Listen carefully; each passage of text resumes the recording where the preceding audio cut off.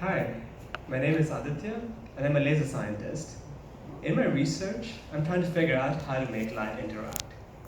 So when I tell my friends I work with lasers and atoms, they think I play with cool lasers all day. But really what I do most of my time in lab is fix broken cables. That's right, I am my own tech support. Here's how a typical day in lab goes like.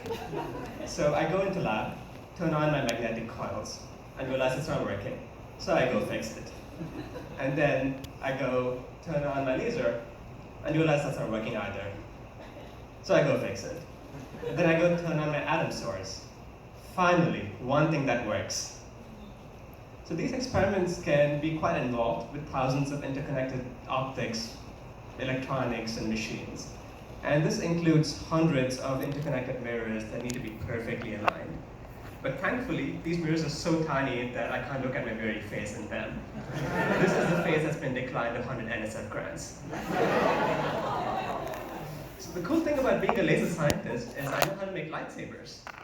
Not plastic ones, real ones.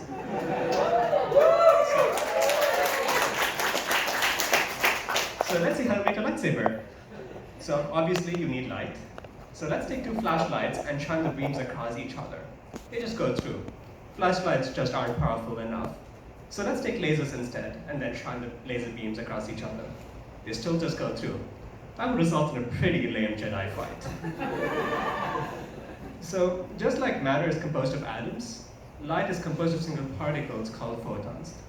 But these photons typically don't have any mass. So that's really the problem. They move around quite freely and get lost pretty easily, just like me when I take the tea. It's really hard to get the photons what I want them to do, or where I want them to be, and they don't come at their calls, they bounce around.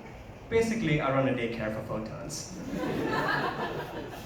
So to make these photons interact, I need to give them some mass.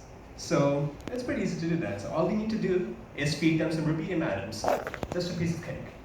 Ironically, feeding them cake makes us humans massive. So next time you want to battle like Luke Skywalker, make sure you're in a room full of rubidium atoms. So when we mix these photons and atoms, they lump together with an object that has mass, and we call this object a polariton, which, by the way, I hear is the name of the villain in the next Transformers movie.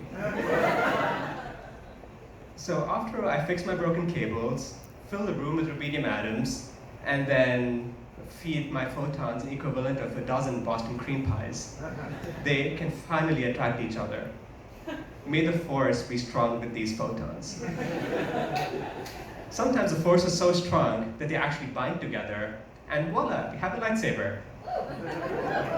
But sometimes things can also go sour, and the photons can start to push each other away. But that's still great news. That's really what we need to make lightsabers a useful weapon in an epic battle between good and evil. So a lightsaber is essentially a column of mass-added photons that bind very strongly with each other. And these lightsabers clash off each other with the photons in one, pushing the photons in the other one away.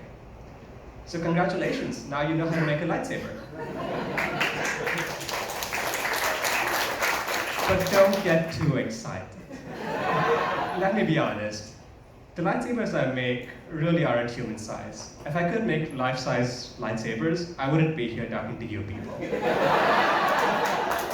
I make tiny, tiny lightsabers with just 2 photons. The only battles my lightsabers are going to be used in are in between bacteria. So making something human size is still largely theoretical, just like my social life outside lab. That's it. Thank you, guys.